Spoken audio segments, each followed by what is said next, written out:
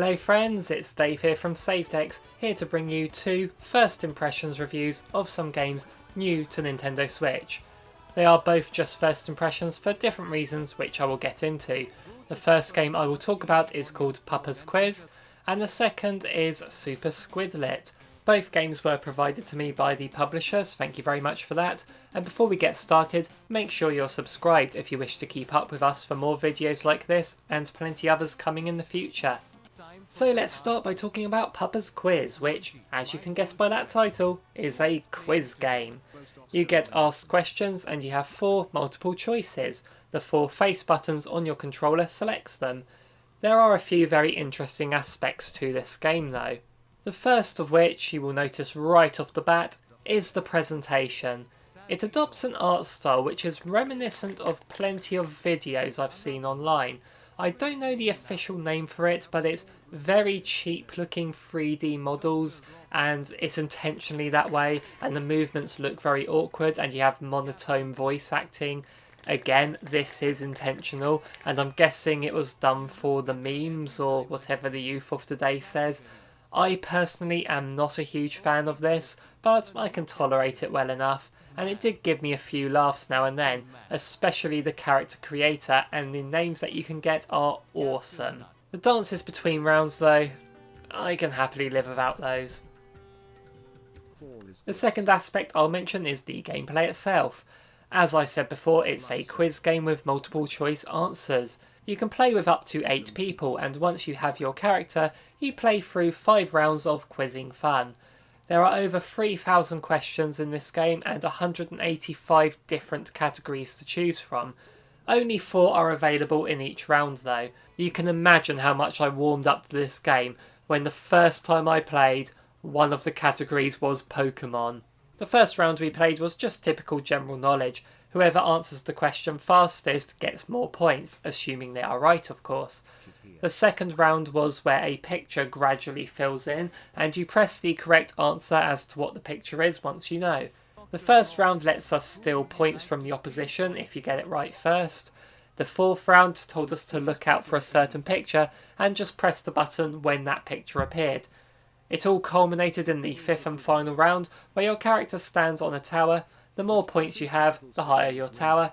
You then answer a series of questions. Your tower will shrink as the game awaits your answer. Get it right and your tower grows a bit. Get it wrong and your tower shrinks a lot. The last one standing wins the whole thing. It was a great collection of rounds and kept the quizzes we played interesting, and I really enjoyed that finale. The third and final aspect of this game I'd like to address is the controls. As I said, using your controller, it's as simple as pressing a face button that corresponds to the answer you want to select. So why am I highlighting this? Because you can also play this game using your phone. At first I kinda rolled my eyes at this thinking, oh no, do I really have to download an app and then faff around with signing in and creating accounts? But no, you don't. All you need to do is go on the website that the game advertises, type in the 5 character codes that your particular quiz shows at the start, and boom, 4 arrows appear on your phone and you can control the game. No apps, no downloads, no sign-ins, no need to own loads of controllers, just tell people to get their phone out and they can play. You don't even need to be in the same room. I asked my brother to try this out with me and he was 12 miles away from me at the time and he was able to enter my game and create a character. He couldn't play the quiz properly as he couldn't see the questions, but if you were to Skype with someone or screen share with them, I imagine it would work fine if there was no delay.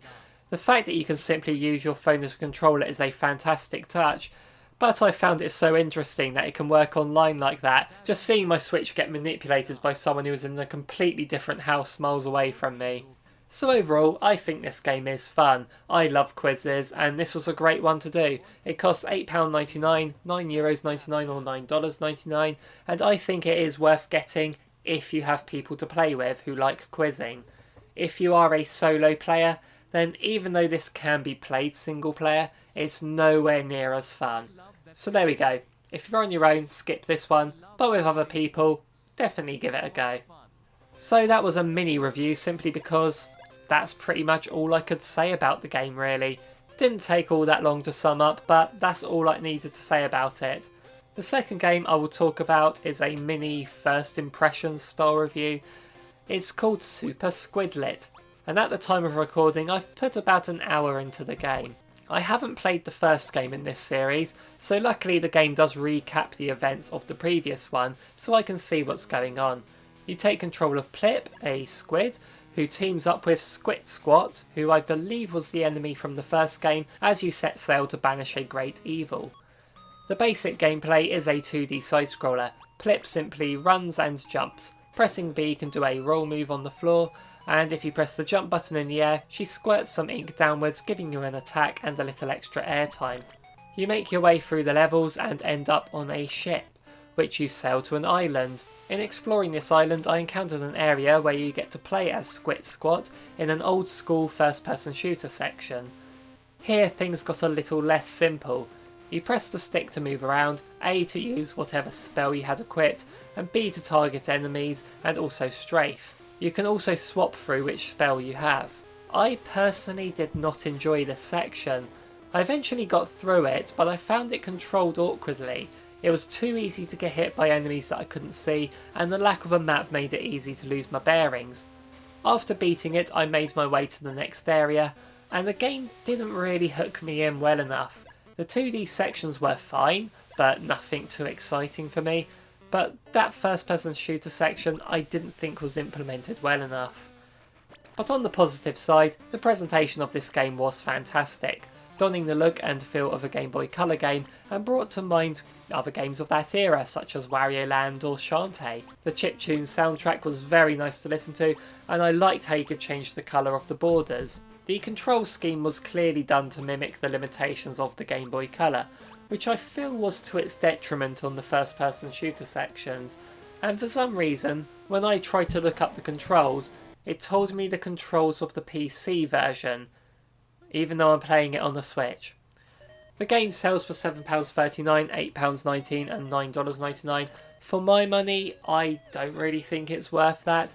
If you like the look of it, then I'd say wait for a sale. But remember, that is just based on my first impression. This is not a proper review or anything. I just couldn't really get into this game, sadly. So there we have it. Two games with complete opposite reviews from me. Papa's Quiz, I enjoyed the gameplay, but was not keen on the presentation. Super Squidlit, I enjoyed the presentation, but I was not keen on the gameplay. Let me know in those comments down below what you think of these games. Do they interest you? Make sure to like and subscribe while you're down there, and all I can say now is thank you so much for watching everyone. See you in the next one.